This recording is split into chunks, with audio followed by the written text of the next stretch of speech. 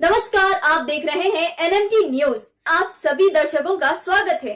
आइए नजर डालते हैं आज के मुख्य समाचार पर। महाराष्ट्र में एकनाथ शिंदे और देवेंद्र फडणवीस की लीडरशिप में बनी सरकार में पहली बार आपसी मतभेद देखने को मिले हैं। डिप्टी सीएम देवेंद्र फडणवीस ने बीते सोमवार को एकनाथ शिंदे गुट के कृषि मंत्री अब्दुल सत्तार को कैबिनेट मीटिंग में नसीहत दे दी थी। इस दौरान खुद सीएम एकनाथ शिंदे और राज्य सरकार के वरिष्ठ अधिकारी मौजूद थे।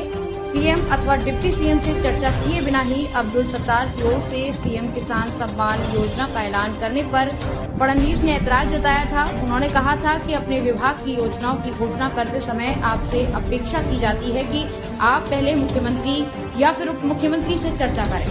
उप मुख्यमंत्री देवेंद्र फडणवीस ने जल्दबाजी में घोषणा करने वाले मंत्री को कठोर शब्दों में नसीहत दी थी। अब कृषि मंत्री अब्दुल सत्तार ने आज उसी बैठक की अंदरूनी कहानी बताई। उन्होंने कहा कि मैंने नीतिगत निर्णय की घोषणा नहीं की थी, मैंने केवल मीडिया के सामने अपने विचार व्यक्त किए थे, लेकिन मीडिया की ओर से इसे योजना के ऐलान की तरह चला दिया गया, इसे गलत संदेश गया था। उन्होंने कहा भले ही मैंने अपना विचार व्यक्त किया था, लेकिन मुख्यमंत्री और उप मुख्यमंत्री की मंजूरी के बिना कुछ नहीं होता।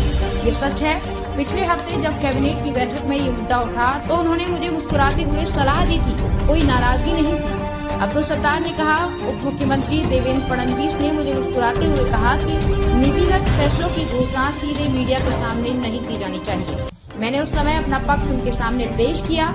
तब उन्होंने सुझाव दिया था कि हमें किसी भी निर्णय की घोषणा करते समय चर्चा करनी चाहिए। कृषि मंत्री ने कहा, मैं थोड़ा सीधी बात करता हूँ, वे पढ़े लिखे अधिवक्ता हैं, इसलिए कानूनी तरीके से बात करते हैं। वहीं अब्दुल सत्तार ने एक बार फिर से औपचारिक ऐलान के पहले ही एक और योजना के बारे में जानकारी दी। उन्होंने कहा कि प्रदेश में कक्षा 5 से छात्रों को कृषि की शिक्षा दी जाएगी ताकि बच्चे कृषि में दक्ष हो सकें। कृषि मंत्री सत्तार ने ये भी कहा है कि हम इस बारे में शिक्षा मंत्री से बात करने जा रहे हैं और इस मामले को मुख्यमंत्री और उप मुख्यमंत्री के कानों तक भी पहुंचाएंगे।